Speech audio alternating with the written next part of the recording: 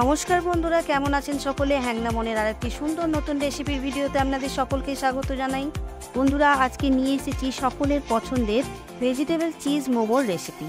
হ্যাঁ বন্ধুরা, দেখুন কতটা সুন্দর, কতটা পারফেক্ট, একদম অসাধারণ তৈরি করে নিয়েছি বাড়িতেই। আর এরকম সুন্দর পারফেক্ট বানিয়ে নেওয়ার জন্যই অনুরোধ করব আজকের ভিডিওটা শেষ পর্যন্ত দেখার জন্য।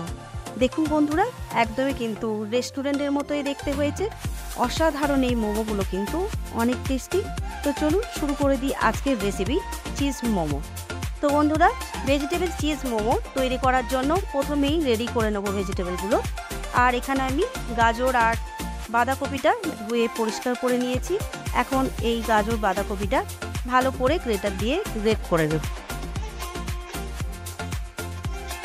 তো দেখুন বন্ধুরা, সমস্ত ভেজিটেবলসগুলো আমি গ্রেট করে নিয়েছি সুন্দর করে।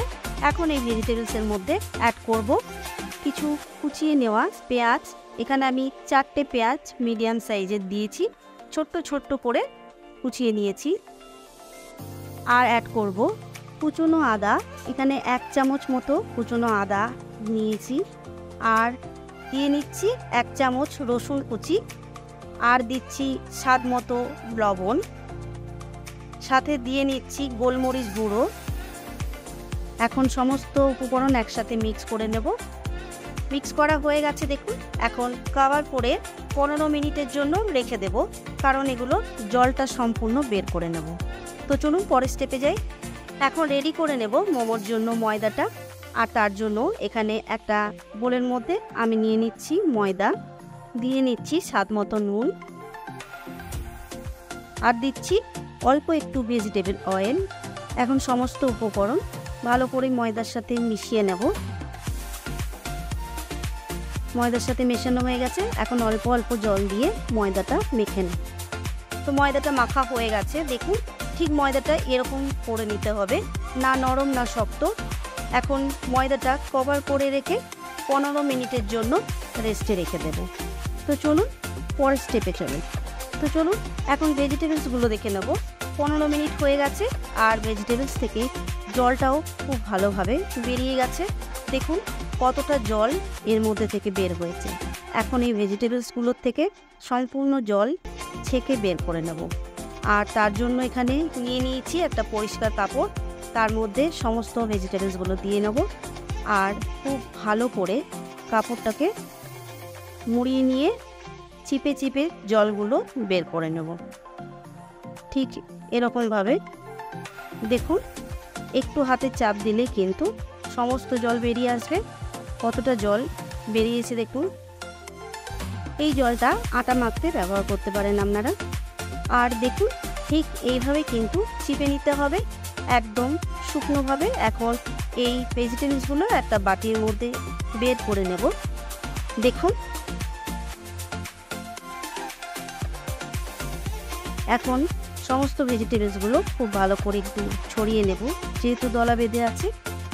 আর এই ভেজিটেবলসের মধ্যে একটু মিশিয়ে দেব ভেজিটেবল অয়েল। এখন তেলটা ভালো করে মিশিয়ে নেব। ভালো করে তেলটা মেশানো হয়ে গেছে। এখন অ্যাড করব ভেজিটেবলসের মধ্যে একটা কিউব চিজ। এই কিউব চিজটা আমি দুটো ব্যবহার করব। এটা নর্মাল চিজ, যেটা এমনি নর্মালি পাওয়া যায়। তো দুটো চিজ এখানে আমি গ্রেট করে নেব। গ্রেট করে নেওয়া হয়ে গেছে। এখন অ্যাড করব এই চিজের মধ্যেই মজারেলা চিজ। মজারেলা চিজটা বেশ কিছুটা অ্যাড করছি। আর এখন দুটো চিজ মিলে ভেজিটেবলসটা খুব ভালো করে মিক্স করে নেব। আপনারাও যখন ভেজিটেবল চিজ মোমো বাড়িতে বানাবেন তখন চেষ্টা করবেন দুটো চিজই ইউজ করা, এতে খুব ভালো হয়। তো খুব ভালো করে আমি মিক্স করে নিয়েছি দেখুন। এখন মিশ্রণটা সাইডে রেখে চলে যাব মোমোর ময়দাটার দিকে। এখন ময়দাটা দেখে নেব। ময়দাটা 15 মিনিট হয়ে গেছে। আর ময়দাটা 15 মিনিট পর দেখুন কতটা সুন্দর সেট হয়েছে। একদম কিন্তু সফট একটা ডো তৈরি হয়েছে। এরকমই কিন্তু মোমোর ময়দা আমাদেরকে রেডি করে নিতে হবে। এখন এই ডো থেকে ছোট্ট ছোট্ট লেচি কেটে নেব, ঠিক মোমোর সাইজে। সমস্ত লেচিগুলো এরকম সাইজের কেটে নেব। তো দেখুন সমস্ত লেচিগুলো কাটা হয়ে গেছে। এখন লেচিগুলো বেলে নেব মোমোর জন্য। এখন লেচিগুলো একটা একটা করে বেলে নেব। হালকা হাতে সুন্দর করে এইভাবে বেলে নিতে হবে। দেখুন একদম পাতলা করে বেলে নিলাম। এবার এই লেচির মধ্যেই দিয়ে নেব তৈরি করে রাখা পুরটা। বেশি পুর দেওয়ার প্রয়োজন নেই, আবার অল্প পুর দিলেও কিন্তু ভালো লাগবে না, তাই পুরটা ঠিকঠাক দিতে হবে। ঠিক এতটা। এখন সুন্দর করে মোমোগুলো তৈরি করে নেব।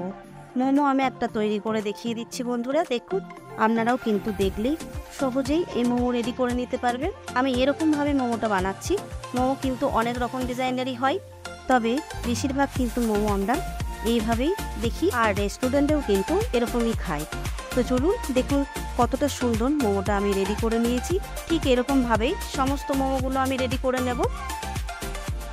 তো মোমোগুলো কিন্তু আমি সমস্ত রেডি করে নিয়েছি। দেখুন একদম পারফেক্ট। এখন মোমোগুলো স্টিম করে নেব। আর স্টিম করার জন্য এখানে আমি কড়াইয়ের মধ্যে জল বসিয়ে দিয়েছি।